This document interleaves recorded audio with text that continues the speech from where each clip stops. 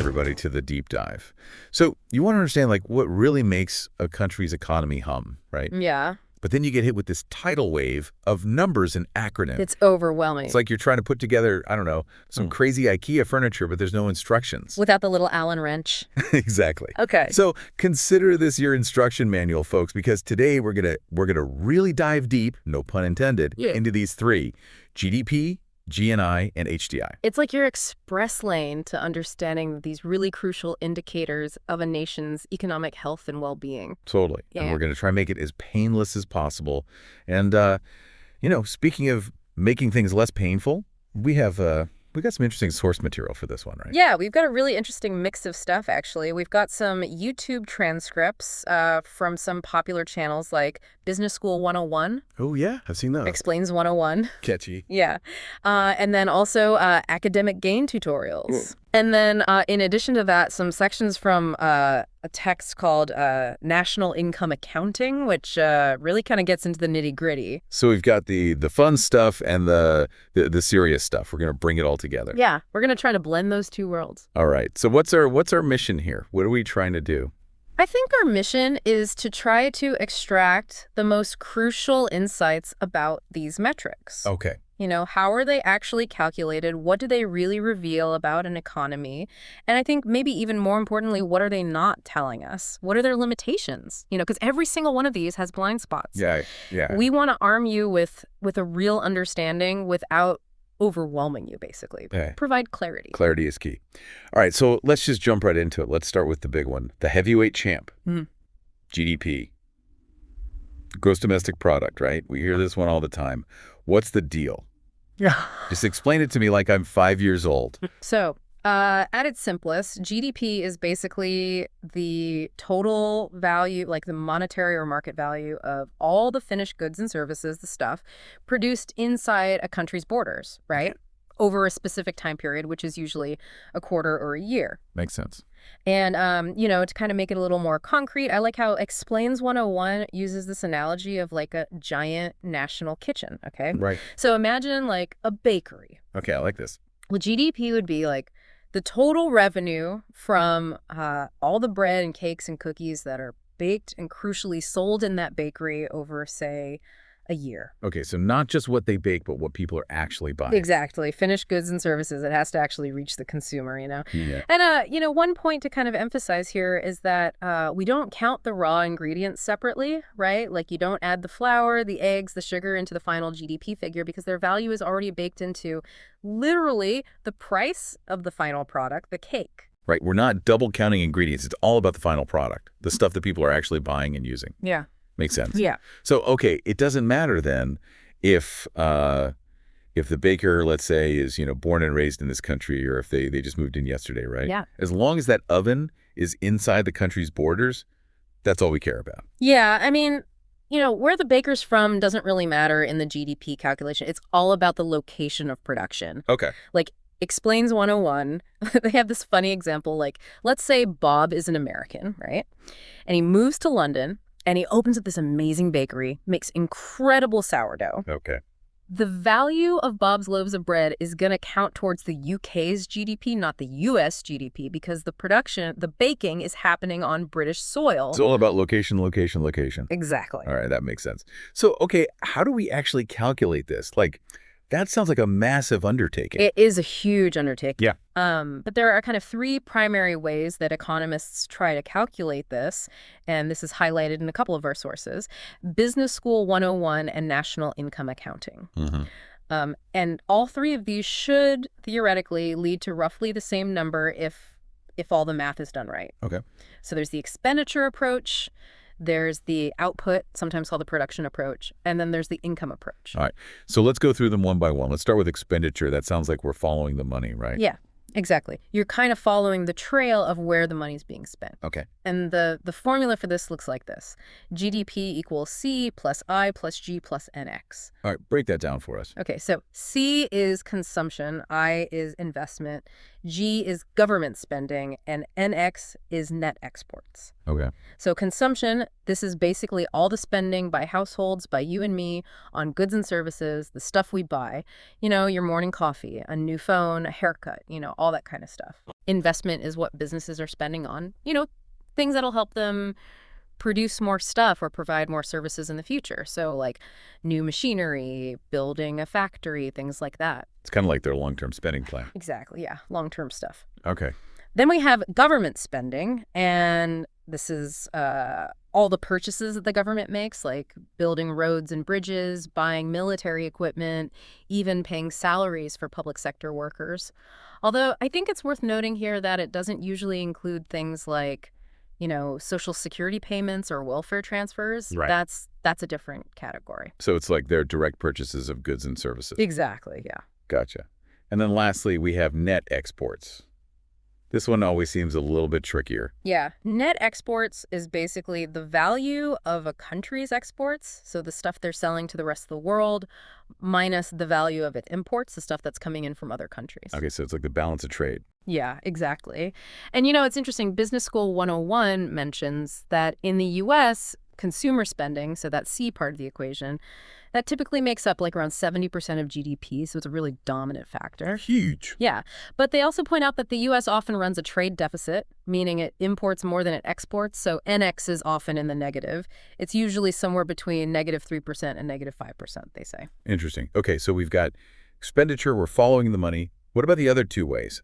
Output and income. How do those work? All right, so the output or the production approach, this is basically looking at the total value of all the finished goods and services that are produced across the entire economy. Okay. And, back to our bakery analogy, Explains 101, use this example. You basically calculate the value of all the bread that's baked, all the cars that are manufactured, all the software that's developed, all across the economy. So it's like adding up all the final products across every industry. Yeah, exactly. Makes sense. And then the income approach, this is like looking at the flip side of the output approach. It's basically adding up all the income that was generated from that production. Okay. So things like wages and salaries that workers earn, business profits, rental income from property, interest earned on investments, and then taxes that the government collects minus any subsidies it might be giving out. So it's like totaling up everyone's earnings from participating in the economy. Yeah, exactly. And, again, going back to that bakery example, the total income that the bakery owners and the workers earn from selling all that bread, theoretically, that should equal the GDP figure that we get from the other two methods. Okay, so we've got these three different lenses, three different ways to kind of view the same economic pie. Now, I know we've got this distinction between nominal and real GDP, and I always get those two mixed up. Can you break that down for me and tell me why it matters? Yeah, it's a really important difference, and it trips a lot of people up. So nominal GDP, this is basically using the current prices, like the prices that exist right now for goods and services, to calculate the total value of everything that's produced. Okay. But the problem with that, and Explains 101 does a really good job of illustrating this with the bakery example, is inflation. So let's say the bakery produces 100 loaves of bread, right, in year one. Okay. They produce the exact same 100 loaves of bread in year two. Same amount. Same amount. But let's say the price of bread goes up in that second year because, inflation, costs are rising. Things get more expensive. Right. The nominal GDP is going to appear higher in that second year, even though the bakery didn't actually produce any more bread. Yeah, it's just that everything costs more. It can give this misleading sense that the economy is doing better than it actually is. Exactly. And that's where real GDP comes in, and real GDP tries to adjust for inflation, tries to give us a clearer picture of what actual economic growth looks like. So real GDP uses the prices from a specific base year to value the goods and services in all the subsequent years. So going back to that bakery, even if the price of bread goes up in year two, real GDP would still value those 100 loaves at the base year's price. So it's like holding prices constant to see if actual production has changed. Exactly. And it shows us that the actual level of production hasn't changed. It just looks like it has because of the higher prices. Okay, that makes a lot of sense. Real GDP, it's like looking through, I don't know, inflation-proof glasses or something. Yeah, exactly. You're filtering out that noise. Filtering out the noise. All right, so why do we care so much about GDP? Like, what do governments actually use this for? What do economists use it for? Well, Business School 101 gets into this a little bit. Basically, governments use GDP as like a key gauge of how the overall economy is performing. Like a thermometer almost, right? Yeah, like an economic thermometer. So generally, if you see a rising GDP, that's seen as a good sign. It's a sign that the economy is healthy, it's expanding, and it can inform all sorts of important decisions about government spending and taxation policies. So if GDP is growing, governments might feel more confident about spending on, say, infrastructure or social programs, right? Yeah, exactly. Because when GDP is growing, it often means more people are employed, they're earning more, they're paying more taxes, and so the government potentially has more revenue to work with. More money coming in, more money to potentially spend. Makes sense. Yeah. And, GDP is also how we measure those dreaded recessions. Nobody likes those. Nobody likes a recession. And typically, a recession is defined as 2 consecutive quarters, like Yeah. 6 months of decline in real GDP. Yeah, so it's not just one bad quarter, it's a sustained downturn. Right. And then a really prolonged downturn, like Explains 101 mentions, if a recession lasts for, 3 years or more, that can get classified as a depression. Which is even worse. Yeah, nobody wants that. All right, so GDP, it's a big indicator, but I know it's not perfect. What are some of the things it doesn't tell us? Like, what are its blind spots? Yeah, there are some pretty significant limitations to GDP, and our sources highlight a bunch of these. Okay, let's hear 'em. One of the biggest ones is this thing called the underground economy, which Business School 101 describes as, all the transactions that happen basically under the radar. Like off the books, right? Yeah, off the books, cash transactions, barter systems, often stuff that's not exactly legal, it's not The reported. black market, the shadow economy. Yeah, the shadow economy, and it's really hard to track this stuff to even estimate how big it is. And so it's usually not included in GDP figures, which means the actual economic output of some countries, especially in developing countries, might be a lot bigger than what GDP is telling us. Yeah, there's this whole hidden economy humming away that GDP doesn't capture. Exactly, yeah. It's a blind spot. Okay, what else doesn't GDP tell us? Another really important limitation is that GDP doesn't really care about the environmental consequences of all this production. A country could boost its GDP by engaging in all sorts of industrial production that pollutes like crazy or depletes natural resources. Oh, it's not factoring in the long-term sustainability of that growth. Yeah, exactly. And while, some developed countries have regulations and penalties to try and curb this, Business School 101 points out that some developing economies might prioritize maximizing output in the short term, get that GDP number up and kind of put environmental protection on the back burner. It's like kicking the can down the road. Yeah, and the problem is that kind of unsustainable growth can have really serious negative consequences down the line, environmental damage, climate change, resource depletion, all that stuff. And GDP as a measure just doesn't reflect those future costs. Yeah, so we could be celebrating a booming GDP today, but racking up a massive environmental debt that's going to haunt us tomorrow. And GDP doesn't necessarily wave a red flag about that. All right, it's like that, that old saying, you can't eat GDP. Can't eat GDP. Yeah. All right, what else are we missing? Another really important one, and both Business School 101 and National Income Accounting highlight this, is that GDP doesn't tell us anything about how the pie is being sliced up, who's benefiting from all this economic growth. So you could have a rising GDP, but that could be driven by like a small, wealthy segment of the population getting even richer, while the majority of people are seeing little or no improvement in their living standards, or maybe even a decline. Right, it doesn't speak to income inequality at all. Yeah, exactly. And Business School 101 actually mentions that, there's a lot of data showing that, often the top 10% of households are earning a disproportionately large share of the total income. And, on top of that, if a country's population is growing really rapidly, even if the total GDP is increasing, the GDP per person might not be keeping pace, which means the average individual isn't necessarily getting richer.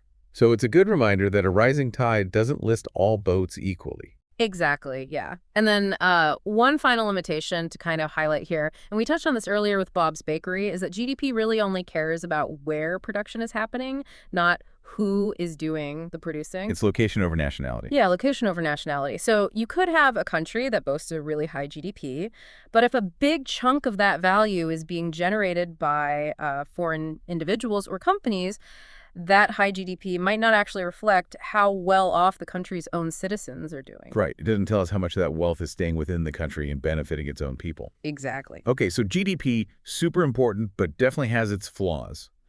What other tools can we use to get a more well-rounded view of a country's economy? Let's talk about GNI. Yeah, GNI, gross national income, is another really important measure of a nation's kind of economic well-being, and it tries to address some of those limitations that we were just talking about with GDP. Okay, so how is GNI different from GDP in a nutshell? Okay, so GNI measures the total income that's earned by a country's residents, so its citizens, regardless of where in the world that income was generated. So it's like shifting the focus from where it's happening to who's earning it. Exactly, yeah. And the formula for GNI, as Business School 101 explains it, is GNI equals GDP plus NFI, where NFI stands for net foreign factor income. Okay, so we're adding this new element, this NFI. What is that exactly? So you can think of NFI as like all the income that's earned by your country's citizens who are working overseas. They're sending money back home, minus the income that's earned by foreigners who are working inside your country and sending their earnings back to their home countries. Okay, so it's kind of like a balancing act between what our citizens are earning abroad versus what foreigners are earning here and sending out. Yeah, precisely. And this makes GNI a much more insightful metric, I think, for really understanding the overall economic health of a nation's people, especially in today's world where, people are moving around a lot. There's a lot of foreign investment. We've got a much more globalized economy than we did decades ago. Exactly. And, you could have a country with tons of multinational corporations operating within its borders, right?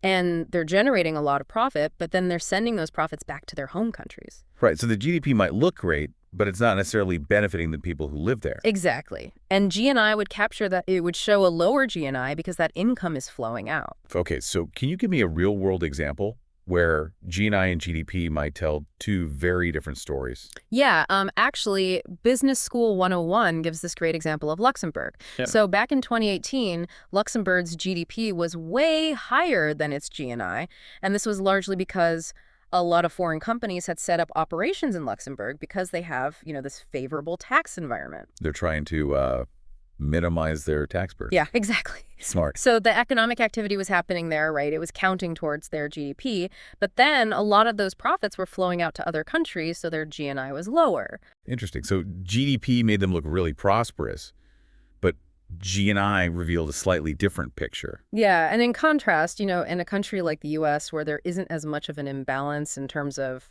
how much income is flowing in versus how much is flowing out, GDP and GNI tend to be much closer. Okay, that's a really good illustration. So GNI definitely gives us a different perspective.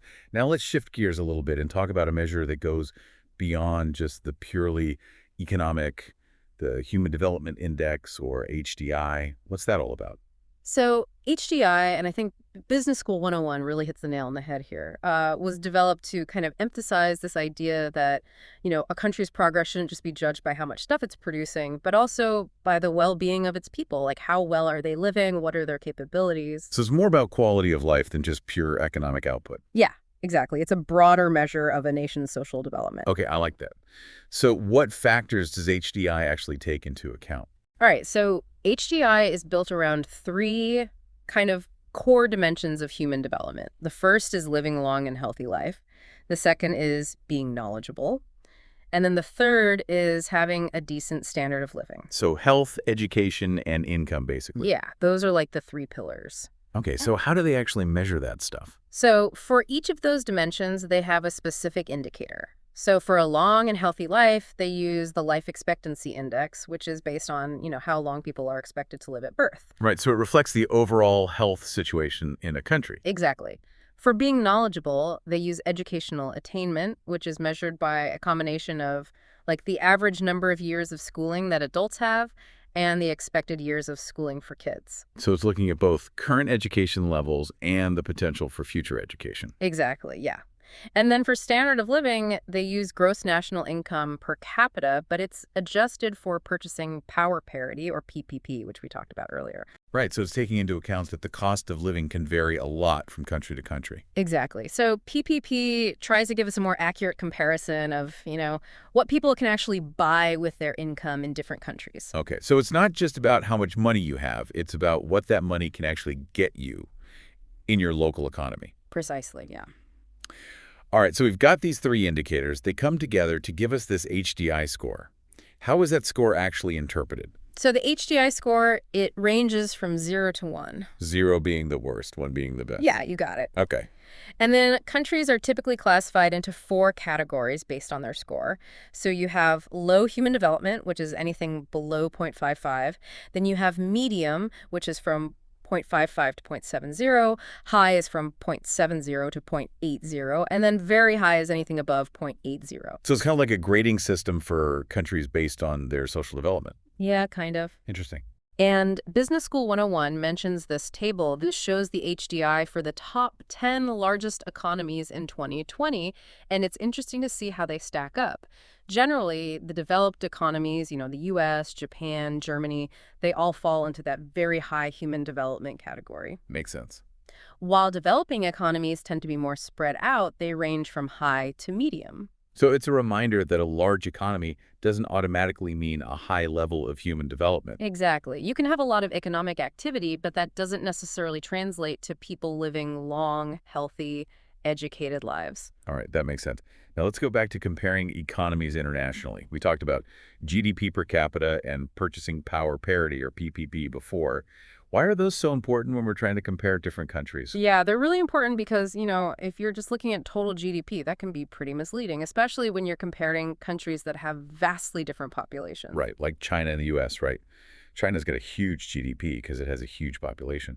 Exactly, yeah. And that's where GDP per capita comes in. You're basically taking the total GDP and dividing it by the total number of people in the country. So you get this average measure of how much economic output there is per person. So it's like normalizing for population size? Exactly. And as Business School 101 was pointing out, you can have a developing country like China or India with a really large total GDP, but their GDP per capita is going to be much lower than that of a smaller developed country like, say, the US or Switzerland.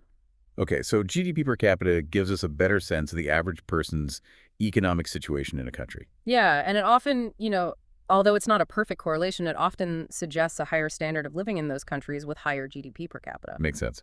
Now, what about GDP at purchasing power parity, PPP? Remind me how that works. So PPP, it's a really important tool for making these international comparisons more fair. Okay. And, Explains 101 had this really good example with bread prices, right? Like $1 might buy you a lot more bread in one country than it does in another. Right, the cost of living can be very different. Yeah, and PPP tries to account for that. So it's basically asking, what would it cost to buy the same basket of goods and services in different countries? So like a standardized shopping cart. Yeah, exactly. Right. And then, they use these exchange rates called PPP exchange rates to convert GDP figures into this kind of like common international dollar. So we compare apples to apples, basically. Yeah, exactly. And it gives you a much better sense of the actual purchasing power of a country's economic output. Okay, so even if two countries have a similar GDP per capita in nominal terms, the one with a higher GDP per capita at PPP might actually have a higher standard of living because things are more affordable there. Yeah, that's generally the idea. Explains 101 uses this great example of Singapore and Indonesia. So Indonesia has a much bigger total GDP because it has a much bigger population. But Singapore's GDP per capita, both in nominal terms and especially when you adjust for PPP, is way higher. So people in Singapore, on average, have more purchasing power than people in Indonesia, even though Indonesia's overall economy is larger. Yeah, exactly. And that usually suggests a higher standard of living. Although, Explains 101 also makes this important point that, GDP per capita, even at PPP, doesn't tell us about income inequality within a country. Right, still an average, so it could be masking disparities within the population. Exactly. Okay, good point. Now, let's circle back one more time to GNP. We defined it earlier, but I think the National Income Accounting Source really does a good job of highlighting the distinction between GNP and GDP. Can you just break that down one more time for us? Yeah, sure. So, as we were saying before, GNP, gross national product, focuses on the total income earned by a country's residents, its citizens, no matter where in the world they're earning that income. So it's a nationality of the earner, not the location of the activity. Right, whereas GDP is all about the location, right? It's the total income generated within a country's borders, Right. regardless of who's doing the producing. Okay, so GNP follows the people, GDP follows the place. Yeah, that's a good way to put it. All right, and national income accounting uses this really helpful example of the Philippines, right? Yeah, the Philippines is a great example because they have a lot of citizens working overseas. Those are the OFWs, right? Exactly, the overseas Filipino workers. So when you're calculating the Philippines GNP, you would include all the money that those OFWs are sending back home, those remittances, but you would exclude any profits that are earned by foreign companies that are operating in the Philippines. Okay. Whereas for GDP, you would count all the production that's happening in the Philippines, whether it's by local companies or foreign companies, but you wouldn't include those OFW remittances. So GNP is capturing the income of Filipinos wherever they are in the world, while GDP is capturing the income generated within the Philippines, regardless of who's earning it. Yeah, precisely. And this difference can be really important because, for a country like the Philippines that has a lot of citizens working abroad, their GNP is going to be noticeably higher than their GDP. Makes sense. And then on the flip side, if you have a country that attracts a lot of foreign investment, like Ireland, for example, their GDP might be much higher than their GNP because a lot of that income is being generated by foreign companies and then flowing out of the country. So both GNP and GDP give us valuable information, but they're telling us slightly different stories. Yeah, they're highlighting different aspects of the economic picture. Okay, that makes sense. Now, I know just like we have nominal and real GDP, we also have money GNP and real GNP. Just remind me one more time what that distinction's all about. Yeah, so money GNP, sometimes also called nominal GNP, that's basically the total value of all the goods and services produced by a country's residents, but it's measured using the current market prices. So whatever the prices are at the time, we just use those. Exactly. And as we saw with nominal GDP, that can give a bit of a misleading picture because it's not separating out increases in production from increases in prices that are just due to inflation. Right, things could just be getting more expensive. Exactly. And then real GNP, that's where we adjust for inflation. Yeah. So we're valuing the goods and services that are produced in different years using the same prices from a base year. Okay, so we're holding prices constant to see if there's been a real change in output. Yeah, exactly. And national income accounting has this helpful example with cars, right? Let's say a country produces the same number of cars in year 1 and year 2, but the price of cars goes up in year 2 because of inflation. Okay, so inflation is hitting. Yeah, so the money GNP would show an increase, right? Because the cars are more expensive, but the real GNP would stay the same because we're valuing those cars at the base year's price, so it shows us there hasn't actually been any real increase in production. Right, so real GNP gives us a clearer picture of whether we're actually producing more stuff or if things are just getting more expensive. Yeah, exactly.